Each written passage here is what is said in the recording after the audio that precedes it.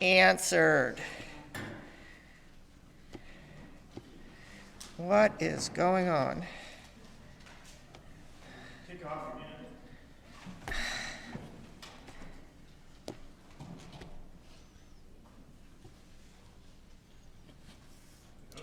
Oh, that's not working. This isn't working. Nothing is working today. What have you got there? How do you unpresent? I think it's the PowerPoint. Where is your PowerPoint again? Here it is again. Ah! Everything this morning has broke at least once. If we could stop talking, I will begin, I think. Okay, it's a great day of battle. Where are all the battles happening? It's the big battle between Mordecai and Haman, and we'll read about that conclusion. But it's more than just two guys. It's the Jews against their enemies. The battle here in which there's going to be fighting in the streets.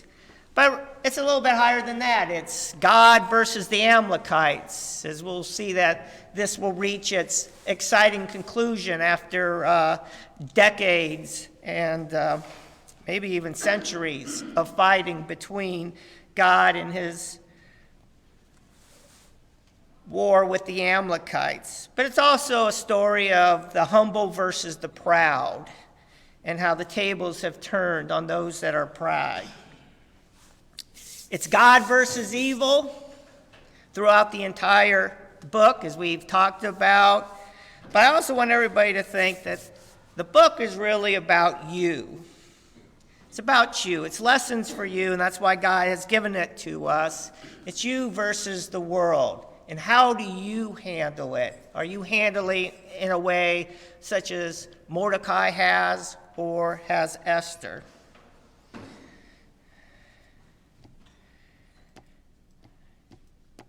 Oh man, it did it again.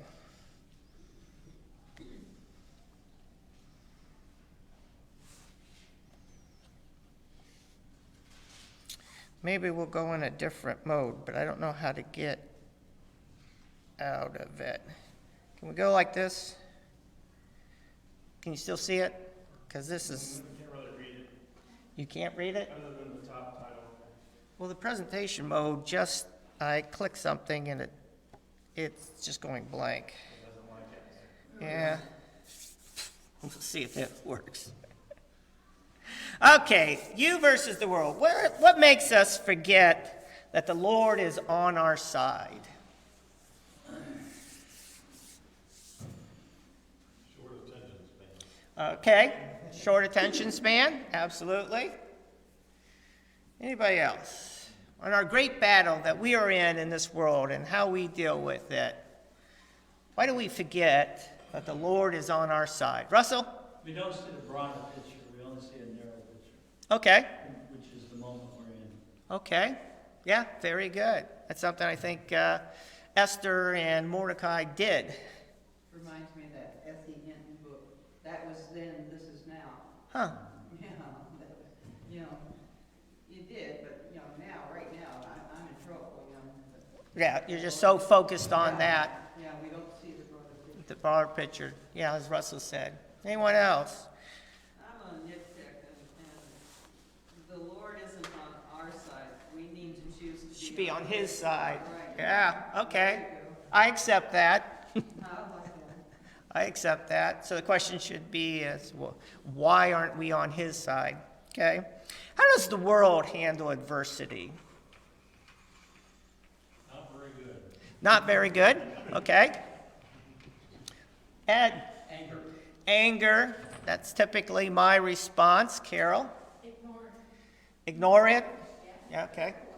From the perspective. Okay. Being very passive about it. Yeah, Sue? From the perspective of me. Okay, yeah, always, this is my issue. This is how I feel about it. instead of how others or may God look at a situation. Deceptive. Being deceptive, what do you mean by that? I mean, they're gonna solve it whatever way they have to, and they mislead you, Okay, deceive you, and that's how the world deals with it. that's how the world deals with it. Okay, any trick that they could do. Why can we as Christians wait on the Lord? The Lord says that in many, many times from Old Testament and New Testament, to wait on the Lord. Again, this battles that are happening in our life. We're in the middle of a spiritual war. We're playing our part, just like Mordecai, just like Esther has. They waited on the Lord. How can we do that? Art? We know the end of the story. Because we know the end of the story. Okay, because God has given us that. Kendall's here. Maybe all our technology problems this morning will go away. Man, let's see if that helps. Anyone else? How as Christian can we and how should we wait on the Lord? Chris.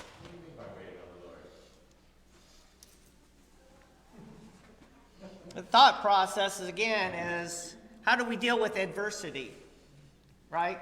And so the world's going to get angry. They're going to apply tricks. They're going to do things.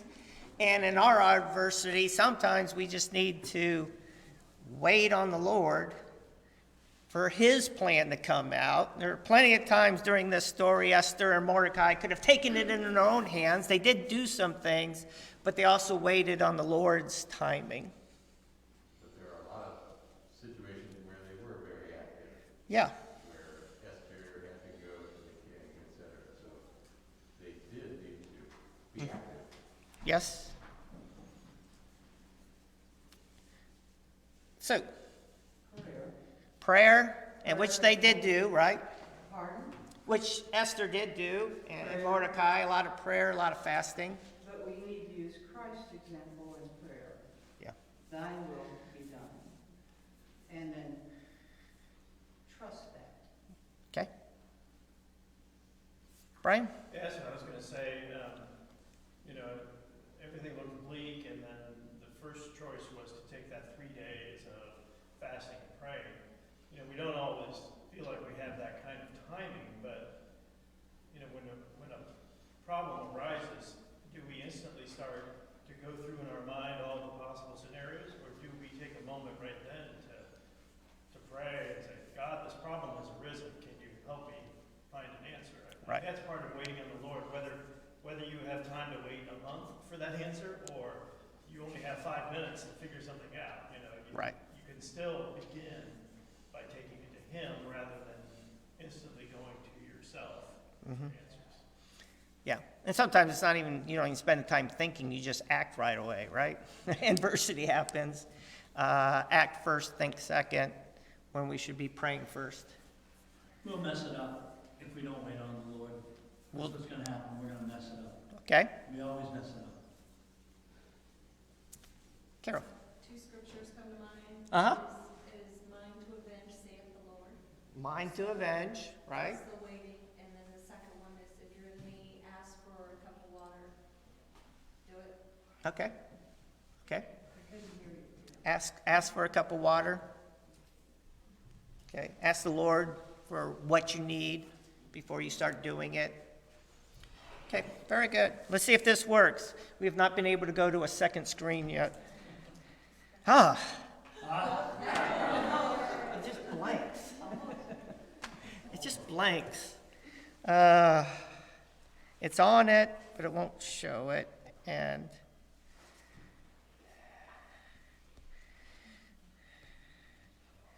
okay.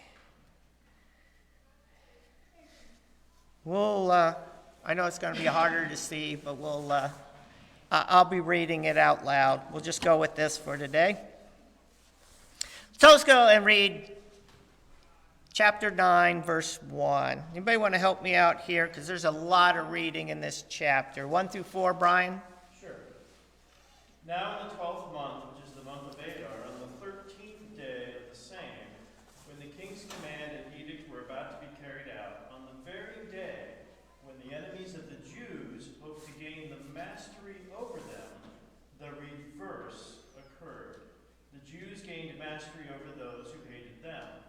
The Jews gathered in their cities throughout all the provinces of King Ahasuerus to lay hands on those who sought their harm, and no one could stand against them, for the fear of them had fallen on all peoples.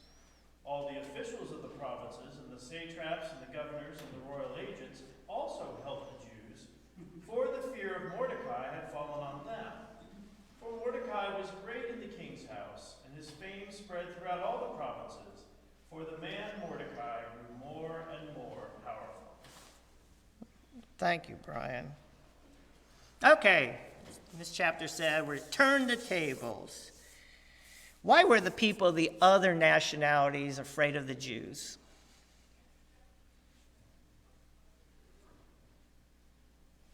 It said Mordecai had gained prominence in the palace. Yeah. They probably were afraid of Haman previously, and now that Haman was disposed and Mordecai took over and had the signet ring and was number 2. Well, Russell had pointed out there are probably over 200,000 Jews in this area. That's a lot of people. Yep. And historically, God had blessed the Jewish nation.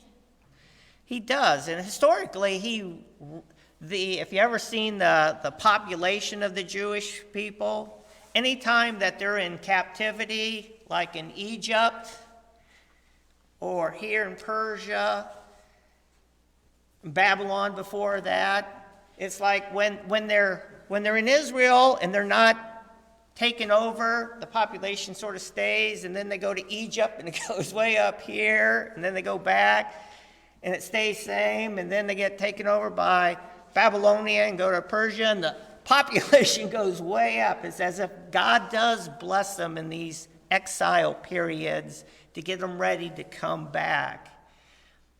The shame of it is because they seem to go to him more during bad times, and when they get home and they have the promised land and things are going well, they forget the Lord. Brian. I heard a comment on this that said that, reality, although they had numbers, probably not huge numbers, and that this fear might again be kind of evidence of God's working behind the scenes, that he's somehow promoting this notion that they are to be feared. Mm-hmm. Okay. Okay. And maybe you translated fear of the Lord almost, that suddenly they're fearing these people because the people in the provinces might not have even heard yet that Haman had been killed. I don't know. Yeah. Maybe by then they had, but Yeah. But we want to look for the worldly reasons, but there might have been another worldly reason Sure. for that fear. Sure. Yeah. Lord is present. Did you, Russell? Well, they may have known there was several Jews, but now they're assembling as a United. front. Uh-huh. And now it's like, whoa, all of a sudden it begins to change when they see that. And they see, probably, going to your point, they probably saw them earlier as a peaceful people, right? Right? Busy doing their job, not causing a lot of trouble, going to these church services on Saturdays. What's up with that? And now they're assembling for battle. Interesting. I hadn't thought of that. Carol? I was going to say exactly that. Okay. You have a few Jews here and there scattered, but when you're grouped together. Yeah, unity. So, We were talking about the unity too, but you gotta look at the other side. They weren't that unified, because I, as an individual, could have gone to this Jewish family that I'd set my goals at, and they had no retaliation. So I didn't have unification behind me, because I was looking out for what I would gain as a person. okay. And so. The others, the enemies were not unified, right? Okay, interesting. Let's continue reading. There's some good stuff here. Anybody else want to help me? Kendall, can you read that? Sure, is it starting at 3? 5 to, looks like 12. Okay. Thus the Jews defeated all their enemies with the stroke of the sword, with slaughter and destruction, and did what they pleased with those who hated them. And in Shushan, the citadel, the Jews killed and destroyed 500 men. Also, Parshandatha. You can skip this verse 10. I'll save you here. And also, all of those, I think we need. all of those, the 10 sons of Haman, the son of Hermathanet, the enemy of the Jews, they killed. But they did not lay hand on the plunder. On that day, the number of those who were killed in Shushan, the citadel, was brought to the king. And the king said to Queen Esther, "The Jews have killed and destroyed 500 men in Shushan, the citadel, and the tens of sons of Haman. What have they done in the rest of the king's provinces? Now what is your petition that it shall be granted you, or what is your further request, it shall be done?" Okay, thank you. Well, I would really like this to come up one at a time, but we'll see. We'll see everything at the same time. This is sort of like election night. All the results are coming in. You're waiting for votes are going to come in late. Let's see. What does it say about the king that he relays the news to Queen Esther? He knows who's really in charge. Okay. He knows. It says that they actually do, or are starting to have a relationship. Yeah. There's going to be a couple things that come up this chapter that you can really see how much he loves her. Do you think he's nervous at all? Do you think he's reporting all these deaths? What now? Yeah. I mean, I don't know. That may be reading too much into it, but I just wonder if he's a little bit nervous about what's going on. He's at least into it. I mean, he's, give me, what's the latest on this? Even he is like, this is a big deal. I want to know what's going on. And then he rushes over to Queen Esther and says, hey, this is what I'm hearing. What are you hearing? How is it happening here? They're getting together. And here's a big thing. Why did the Jews not lay their hands on the plunder? Because they were acting in self-defense. Okay. Well, the edict said they could. I know, but that's. The edict that was against them said you can kill them and take everything that's theirs. And then the second edict, per Mordecai, said you can kill anybody of your enemies that come to you, and you can take their plunder, or whatever they are. But they have chosen not to.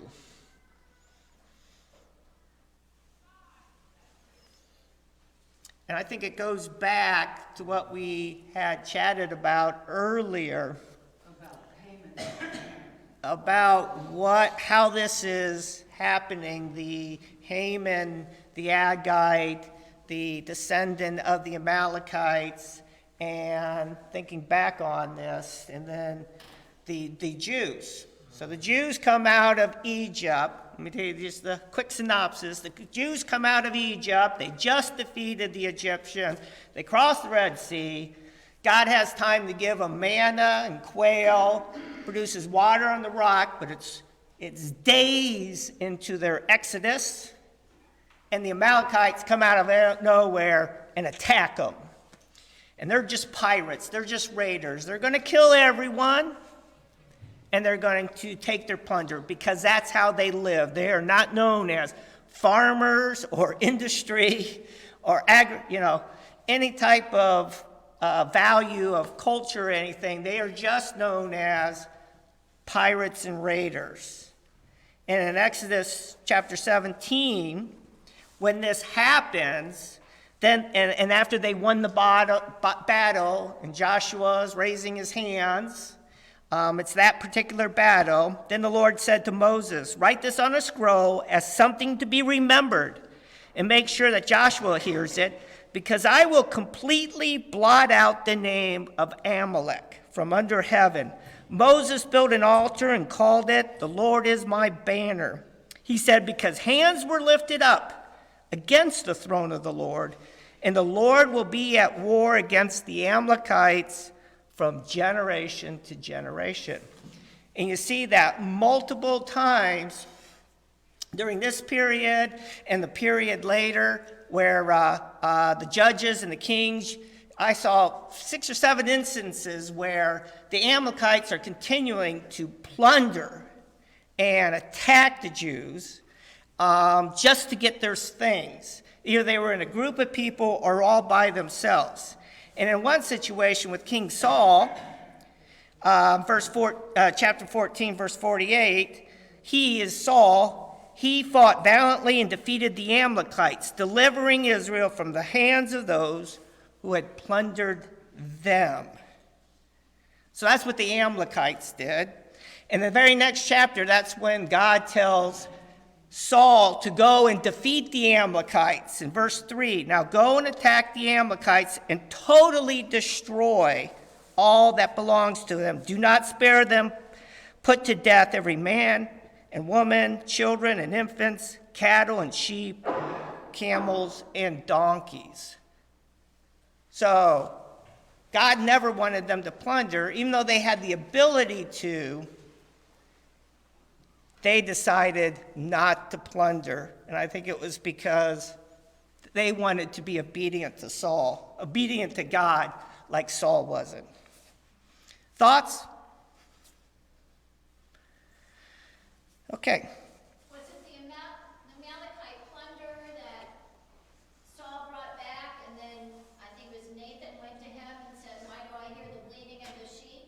You know, you were to destroy everything." Was this? I can't remember if that was that. I didn't read the whole thing, but I think so.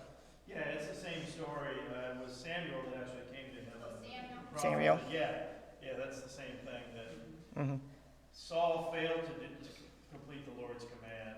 It's almost as if the people here in Esther are saying, we're finally completing what the Lord commanded. Right. Okay, so this is a big deal. Why is it that the king is asking Esther, what is her request? And I picked, it was like the 5th time he's actually said, what do you want? Anything you want, I will grant you. Remember, some of the other times were up to half my kingdom. And he asks it again. Ed. Well, I feel like things haven't come to a resolution yet, so it's kind of hanging out there.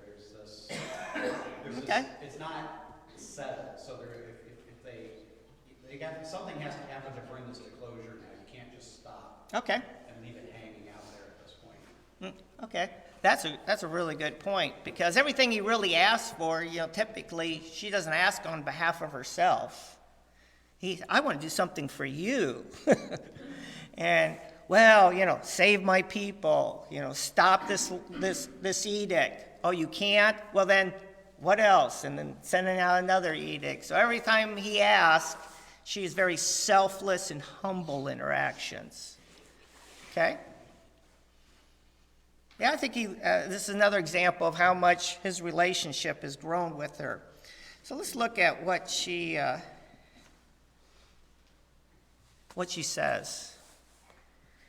If it pleases the king, Esther answered, give the Jews in Susa permission to carry out this day's edict tomorrow also, and let Haman's 10 sons be impaled on poles. Why did she ask for a second day?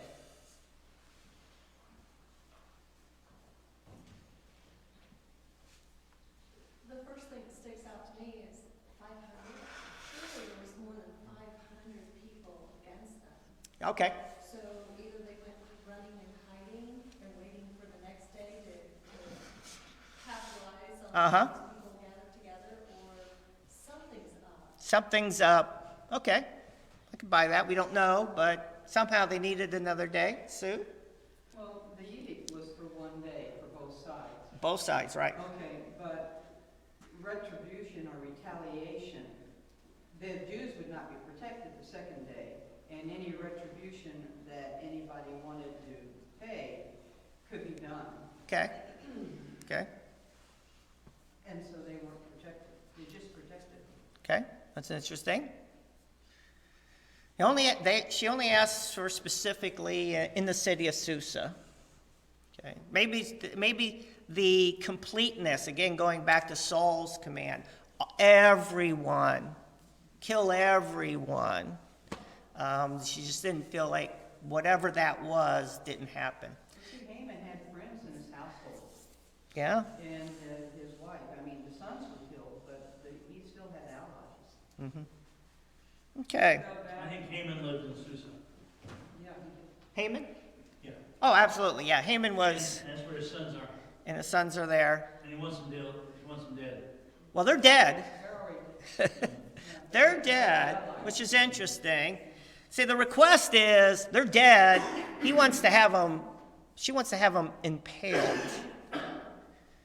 Taking their dead bodies and impaling them for all to see. Is how I read that and looked up. So, Brian? So I think we've been saying that there must have still been a threat. Okay? Still been a group that was a threat, and I think probably Mordecai has been communicating somewhat with Esther. Mm-hmm. All right, this group is still out there. Mm-hmm. And Mordecai would have known, I think, he would have known in Susa who the threats were coming from. Yep. And so that's probably why they called for a second day, because it wasn't, as we've been saying, it wasn't complete. I think the hanging of the sons is probably meant to be a message. Mm-hmm. You know? Okay. Mm-hmm. Let's be very clear here. This is the way things are now. Right. Right. You know, don't think that we're going back to the old ways. This is the way things are right now. We need to finish the job. Okay, so we need to finish the job. Some reason, we don't know, but Esther knows. I mean, she was quick with this request, right? King James says, hanged upon the gallows, the 10 sons would be, and that would be like a very public display. Yes, yes. Very public display of what happened, and maybe to rile them up for those that are the enemies to come out and show themselves. So, could be. In World War II, the Allies, history has not been kind about the bombing of Dresden. It was filled with old men, women, and children. There was nothing strategic about it.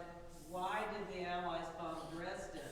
And it was because you have to take the culture, you have to completely crush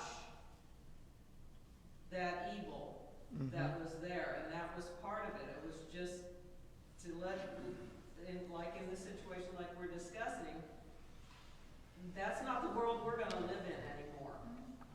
That's done. Yep. Interesting. So some people aren't very kind to Esther in their critique because of the requests that she made. I think especially looking at it from a Christian perspective, why doesn't she show mercy? Why did God not show mercy to the Amalekites? Mm-hmm. Mm-hmm. Because if they weren't destroyed, the Amalekites, if Saul would have done his job to start off with, we wouldn't be in this situation. We wouldn't be in this situation in the first place. Right, absolutely. So she was just fulfilling the command of God. Right. And Diane's already referenced it. So when we think, you know, the words on the page don't give us the full picture, that this threat to the Jews was very much similar to what happened in World War II. What the Germans were threatening against the Jews at that time, what the Nazis were threatening. And we need to think of it in that light. Did any of our folks who went over there to fight think for a minute that they shouldn't fight to stop that? Right. You know, should we show some mercy to the Nazis? For what purpose? You know. So, you know, evil does have to be wiped out. It makes us uncomfortable, and it's not ours to say, okay, I'm going to go wipe out evil. I shouldn't go get my gun and start killing everybody who I think is evil. Right? But the Lord is behind this, and it's for a purpose. There's God is a merciful God, but God is also a just God. And there's a balance there on God's justice, which does include being a judge, doling out punishment, who's right, knowing who's right and who's wrong, good versus evil. And yes, God is a just God, and he's a merciful God, but he's not one or the other, or God would be out of his own character of the balance that he has, because he cannot have any relationship with evil. And showing mercy to evil is not right. Okay. But this is what a lot of people wrestle with, Mike, when it comes to the Bible. People say, how can God do this? How can God sanction this? Right. And if you don't have that understanding, that depth of that, it can look like God's not very merciful. But he's a very merciful God. In fact, he's very merciful in the sense that by taking care of this, these people later on, he's showing mercy to them. But they don't have to continue to deal with this difficulty. He's showing mercy to them. Yeah. I guess at some point, though, it goes back to our understanding of the fact that God is supreme, that everything that's at stake here, everything that's being discussed here, is his creation. It's no different than a farmer who's planted a field of crop and has decided to fertilize it, to nurture it, to water it, to cut it down, to harvest it, to do whatever he pleases with it. It's his. And it's in his domain of providence to make all of these decisions.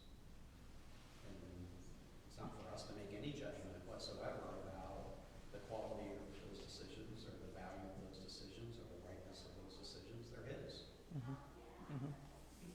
That is right. Back to Job. He is supreme. It goes back to Job. Goes back to Job. Okay, which My one? ways are not your ways. My ways are not your ways. Okay, excellent. Let's continue so we can get to all the good stuff. There's a long reading here going all the way to verse 22. 14 and 22. Anybody want to help me? Russell. So the king commanded that this be done, and then Edith was issued in Susa, and they hanged the 10 sons of Haman. The Jews in Susa came together on the 14th day of the month of Adar, and they put to death in Susa 300 men, but they did not lay their hands on the plunder. Meanwhile, the remainder of the Jews who were in the king's province also sent to protect themselves and get relief from their enemies. They killed 75,000 of them, and they did not lay their hands on the plunder. This happened on the 13th day of the month of Adar, and on the 14th day they rested and made it a day of feasting and joy. The Jews in Susa, however, had assembled on the 13th and 14th, and then on the 15th they rested and made it a day of feasting and joy. That is why royal Jews, those living in the villages, observed the 14th of the month of Adar as a day of joy and feasting, a day of giving presents to each other. Mordecai recorded these events and sent letters to all the Jews throughout the province of King Xerxes, near and far, and to have them celebrate annually the 14th and the 15th days of the month of Adar, as the time when the Jews got relief from the enemies, and on the month when their sorrow was turned to joy, and their mourning into a day of celebration. He wrote them to observe the days as days of feasting and joy, and giving presents of food to one another and gifts to the poor. Oh, thank you. You notice how Russ always volunteers when there's no hard words? Yeah. I do that. That's when you know somebody knows the scriptures. I'm not reading that one. Good. Okay, so we've got these two different days, because there was a second day in Susa. But at the end of the fighting that they were allowed to do, the next day they called it a day of rest, but they also made it a day of feasting and celebrating. And the Mordecai says, okay, we need to remember this annually. And he tells them, if you're in Susa, you should be celebrating this on the 15th, or the day the fighting's over. And then if you're out in the provinces, it should be the 14th. It's the day, again, of rest and celebration. So why did they pick? They didn't choose to celebrate on the day where there was the battle.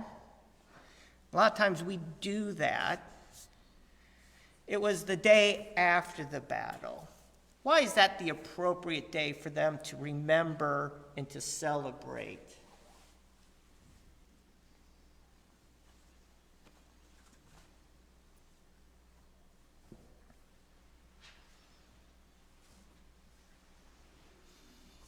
Why the day of rest do they mark as a celebration? Because the battles had stopped. Yeah.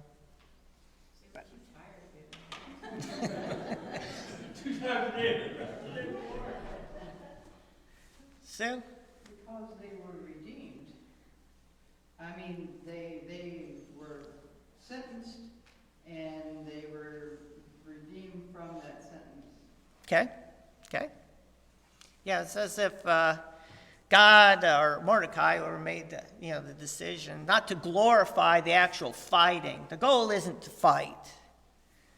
But if there is a fight to be done, they were there, they won the battle, but it's the day after when the people who fought the battle had a chance to celebrate and to have a feast, to remember them. Let's remember them in their glory, in the time that they celebrated. We, after years later, should be celebrating on their celebration day, because they were redeemed. They got relief. They have rest from their enemies. Brian? I was just thinking about how it reminds us of the Sabbath day, the day of rest. Mm-hmm. And then I think about how in Hebrews, it talks about how we as followers of Christ Are in his rest. enter the Lord's rest. Right. And entering his rest, resting means that we are now completely trusting the Lord. Mm-hmm. That it's completed. It's done. And I think that's what makes that appropriate, because it Okay. was done for them. Okay. Carol? A thought came in, King David was not allowed to build the temple because his hands were bloody. Bloody. And I don't know if there's a correlation between that and this circumstance, but it kind of sticks out there that there's blood involved. So the next day, The next day, a new day, pure day. I know my wife would have made me take a shower, so the next day I would have been clean and allowed to come to the party. Okay? I can understand that. Kendall? Maybe that feast was just so good. It was already more than bad. I bet that feast was good. I think it's after the concept of David says that sorrow comes in the night and joy comes in the morning. Okay. It is, joy comes after, and even in our lives, we face difficulties, trials. If I have cancer and then I'm told I'm cancer-free, it is a time to just breathe. If someone's had surgery, it's the day after. I can breathe now. There's a sense of release. Mm-hmm. And there, in this sense, these people have been very tense for a long period of time. Mm-hmm. We're going to die. Mm-hmm. We're going to die. And now we've come to this battle, we've won this battle, and it's a sense of release. Okay, excellent. Well, they named it Purim for a reason. We'll get into that. That's the next Yeah, section. But that's part of your answer here, Mhm. because they made a decision from the result, Okay, and that's part of your answer. okay, excellent.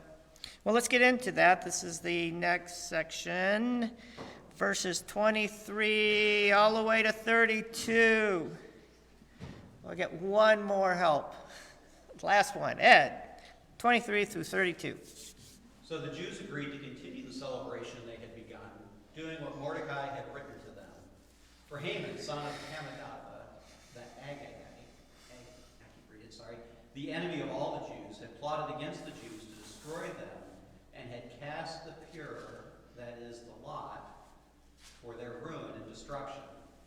But when the plot came to the king's attention, he issued written orders that the evil scheme Haman had devised against the Jews should come back onto his own head, and that he and his son should be impaled on poles. Therefore, these days were called Purim, from the word pur. Because of everything written in this letter, and because of what they had seen and what had happened to them, the Jews took it on themselves to establish the custom that they and their descendants and all who join them should be without fail observe these 2 days every year in the way prescribed and at the time appointed. These days should be remembered and observed in every generation by every family and in every province and in every city.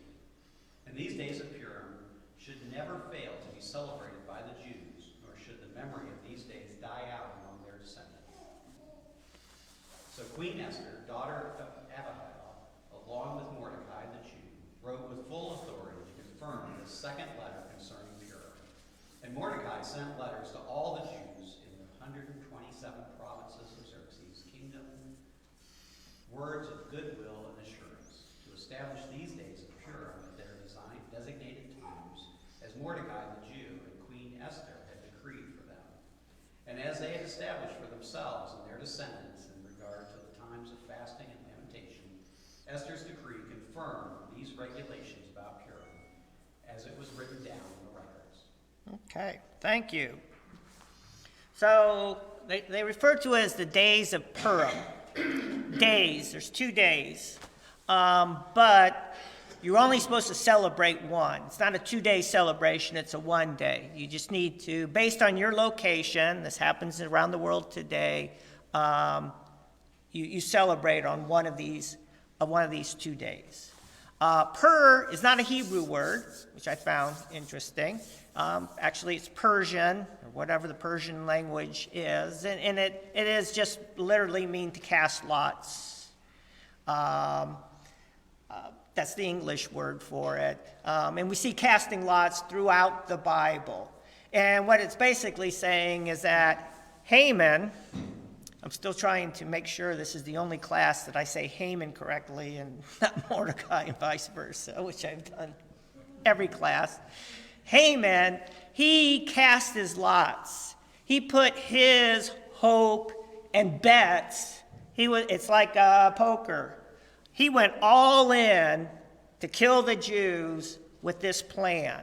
And that's what he did. He cast his lots, his pure, to kill the Jews. And it turned out that he lost the bet, right? So they took that word because of what Haman and the Jewish enemies did, and they created a new word for the holiday. So that's why it's called Purim. And he sends out a second letter to everyone to say, okay, I told you to celebrate annually. I'm going to give a little bit more structure, and we're going to call this Purim. The book of Esther is also called the Megillah, so you may see that. Found that interesting. And on Purim, to celebrate, there are 2 things that happen. One is the entire book of Esther. You go someplace to publicly hear the book of Esther, the Megillah, is read. And then once it is read, and it's actually, they cheer during the actual reading. They get involved in it. And the celebration out there is the rowdiest. Most Jewish holidays are more contemplative. There's a memory involved. From a spiritual standpoint, there's a lot of church services and praying and stuff. The Purim is like the Super Bowl. It is the most festive, most rowdiest, raucous event that they have in all their. You come to celebrate when you do that. Just a little bit of background there. Okay, let's chapter 10, final chapter and verses in the book of Esther.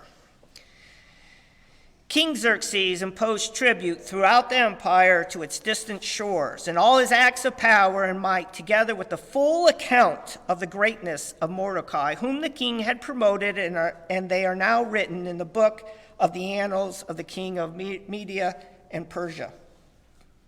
Mordecai the Jew was second in rank to King Xerxes, preeminent among the Jews, and held in high esteem by many fellow Jews because he worked for the good of his people and spoke up for the welfare of the Jews.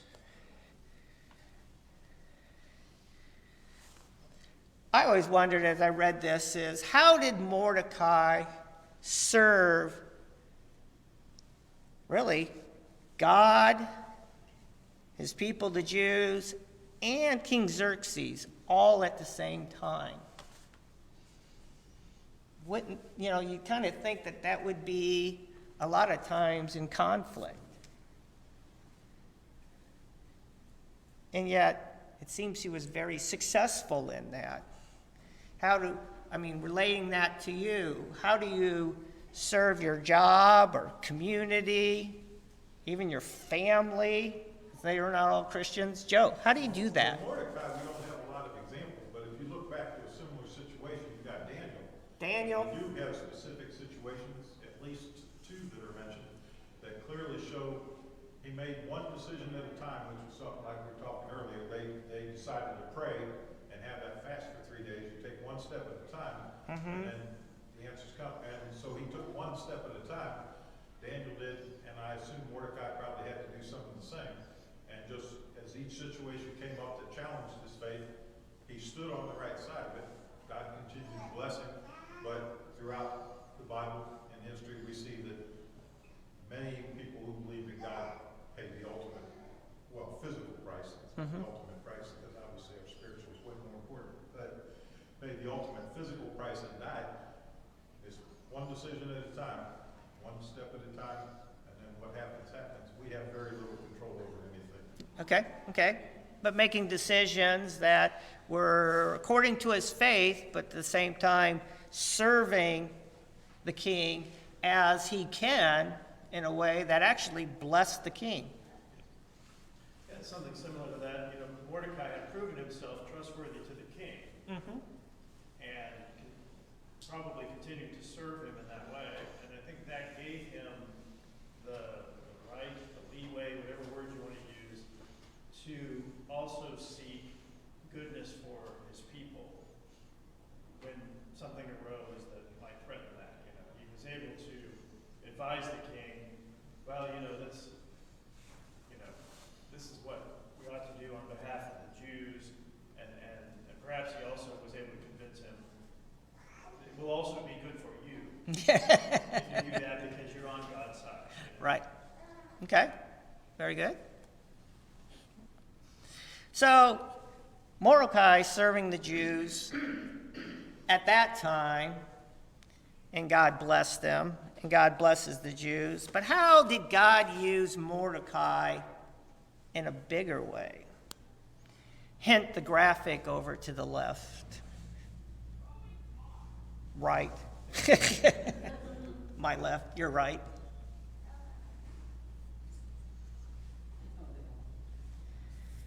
Anyway, any idea what Mordecai is doing at this time that may have served Jesus? Well, I know the children or one of the descendants of Esther and Xerxes, I think was Cyrus during the time of Nehemiah when they go back. Yeah, well, like Cyrus II or Cyrus III, yeah. Beyond that, Uh-huh. I'm not good at history. Okay, no, that is true. Some of the descendants of Esther's do, and that's why when the Jews did decide to go back, that they were very much actually encouraged and helped in order to be returned. The remnant returned back to Israel. I'm thinking about a lot of these prophecies came out of Daniel, but the mention of the Chronicles of the Medes and Persians. I'm wondering if Mordecai is recording in there all of those prophecies about a coming Savior. Yeah. I mean, you're referring to the three wise men here. I am. The wise guys. However many wise men. And they came from this area seeking. They absolutely came from this area, maybe actually in the city of Susa. So between Daniel and Mordecai, it's generally, believed that how the prophecies and the knowledges of the stars and things got passed on all the way to the time of Jesus and the wise men who were looking for this event and the signs, did see them, interpret them, and go to Jesus bearing gifts. They weren't just three guys that got tapped on the shoulder one day and said, "Go here and give gifts." They themselves said, we were looking for the signs, and we saw the signs, and we came together for that. How many years is that again, that, they constantly look? It Oh, wasn't- yes. Yeah, it wasn't something that they Yes, made out. centuries. It was centuries, that's amazing. It is amazing. So what happened to the Persian Empire? And this is from history.com. So this is a non-spiritual religious source, but I find it so interesting because it has everything to do with what the book of Esther and what we just read about. The Persian Empire entered a period of decline after the failed invasion of Greece by Xerxes. When did that failed invasion occur? Well, we talked about it. It's between chapter 1 and chapter 2. It's why Esther became queen in the first place, and why Vashti was even sent away, abandoned. The costly defense of the Persian lands depleted the empire's funds, leaving the heavier taxation among the Persian subjects. What did we just read in verse 1 of chapter 10? Taxation. So the scriptures and the events are all in line. Last slide. Here are some ideas that I came up with. But I'm going to open it up for just a couple of minutes on what you think the main lessons are from Queen Esther. I will start the first one, that believe in your hidden powers, because the name Esther in Hebrew means hidden. She stayed hidden. She tried to stay hidden. She was a very humble person. She didn't want to be queen. And Mordecai encouraged her, and the soldiers took her. She did what she said, but it wasn't like she was hoping, I really hope I could be queen. She would have been more than happy if someone else was selected. But yet, there was a time that she needed, God put her in a place, whether she wanted it or not, of importance. She didn't want to go see the king. She didn't want to talk. She would have been more than happy of being queen in name only and never had to go in the presence of the king, but she did, and she won his favor. So she's one of the she wanted to be a small person in the story, and yet she's what the book is entitled, because she is the main character.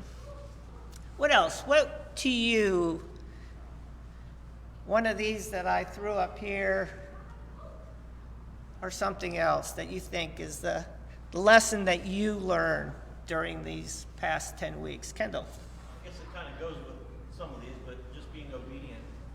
Even through turning to God in good times and bad, you don't always know what to do, but you're obedient to what you're being told, what God's leading you to do, then things are going to turn out the way He wants it. Absolutely. Obedient in good times and in bad times. Carol? Sorry. God has a plan, choose a side.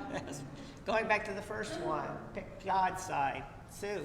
And this is the story of what happened at a time of history and how but we have the illustration from both perspectives of how to choose. So how to cast our lots, and making that application today, because, we live in just a tumultuous time. Okay. So do we stand like Esther and take our place in history for such a time as this? Or do we stand like Haman and, seek our own gain? Okay, excellent. Yep, Diane? There are a few of us a couple of weeks ago that were talking about, I brought up a story about a man named Julius Streicher, who was a high-up Nazi official. And at the trials at Nuremberg, he yelled out, Purim 1946. So here's a man who knew this story and how it turned out. And he didn't choose to be on God's side. He chose to be arrogant and said, I can succeed where they failed. And so again, the lesson was learned. Choose God's side. Choose God's side. And be humble about it. Okay, well, I appreciate it. We will, between Brian and I, think of what to do for the next 3 weeks. But we will have class here in the next 3 weeks. And then start the next quarter after that. So, thank you. Well, we appreciate you both. Yeah. Very good class. Through the technical challenges. The more technology we add, which is good.